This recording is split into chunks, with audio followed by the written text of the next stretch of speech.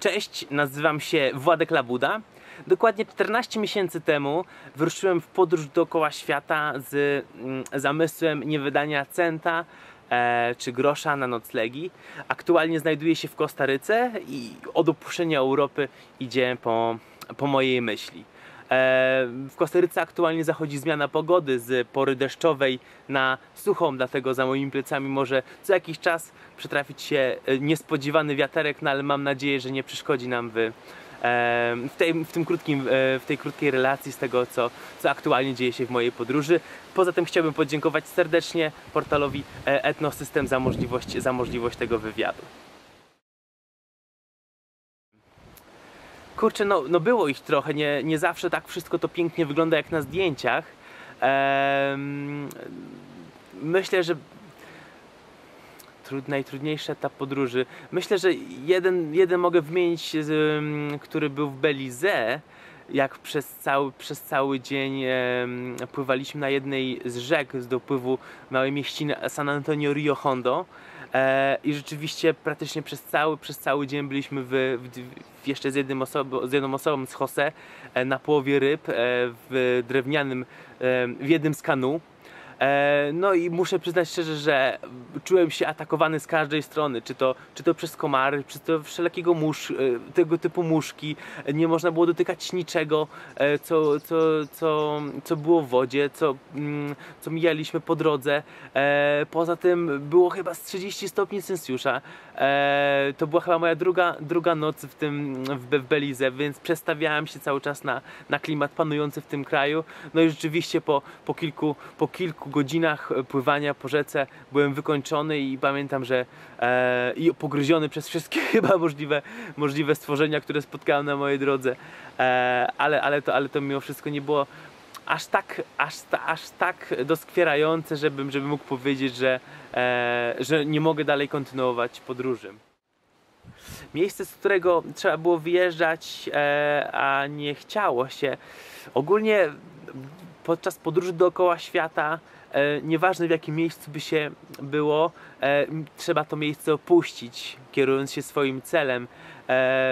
Czasem oczywiście warto pozostać chwilę dłużej, rozkoszować się pięknem naturalnym danego miejsca.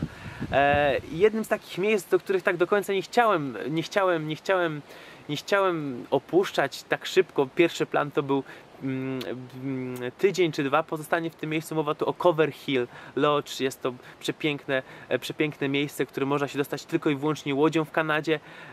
Miałem tam zostać 2 tygodnie, a zostałem 3 miesiące i do tej pory czuję niedosyt tego miejsca, bo sąsiedztwo 15 przepięknych kanadyjskich jezior na szczycie gór blisko Kamloops robi niesamowite wrażenie, no ale idąc duchem podróży musiałem kontynuować dalej moją pracę.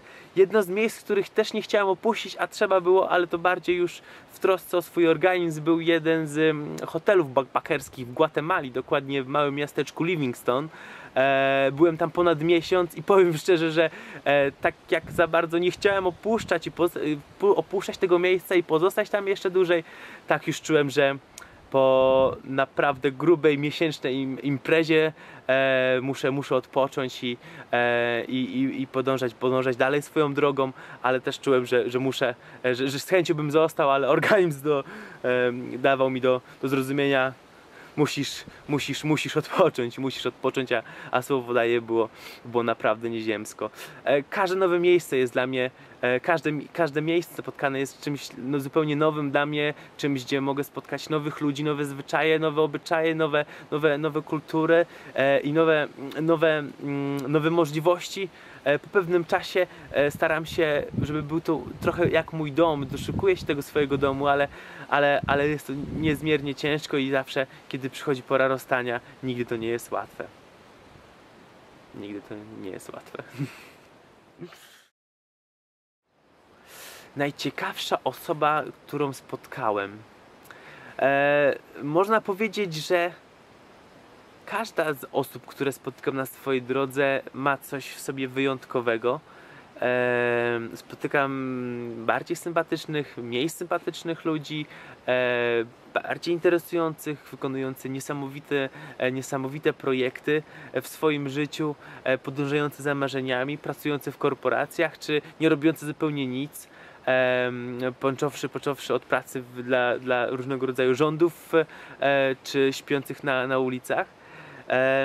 Ale pamiętam, że jak poznałem Iwan podróżując po wyspie Vancouver Island w brytyjskiej Kolumbii, to aż mnie zamurowało, ponieważ jechałem wtedy na stopa, skierowałem się w stronę Tofino i on mnie zabrał do tego stopa, no i opowiedział mi swoją historię i aż mnie wmurowało, ponieważ Iwan podróżował 8 lat dookoła świata, zna 5 języków oraz przeżył masę ciekawych wspomnień i kiedy mi to wszystko opowiadał, ja czułem się wtedy tak bardzo świeży w mojej podróży i dokładnie pamiętam, że spotkanie z nim wywarło na mnie ogromne wrażenie. Aktualnie naprawia łodzie w jednym z wybrzeż Pacyfiku, no i sam uważa siebie za wybitnie szczęśliwego człowieka i też na takiego wygląda, więc myślę, że Iwan był taką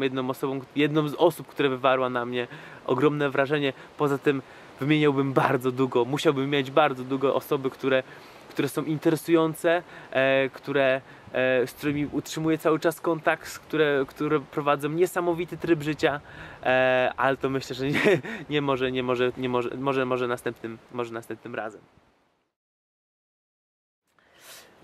Najdziwniejszy przysmak, który z początku wydawał mi się nie do ruszenia, a potem zdziwiłem się tak bardzo pozytywnie, myślę, że była to jedna z zup karaibskich, tapado. Jest ona robiona na mleku z kokosa, w asyście ryb, krewetek, krabów, platano oraz innych dostępnych warzyw i owoców dostępnych przy Morzu Karaibskim. I kiedy zobaczyłem po raz pierwszy tą ogromną część ryby wypatroszoną w niezbyt sterylnych warunkach, przypomnę, chciałbym tylko powiedzieć, że akurat miałem okazję tej zupy spróbować w jednym z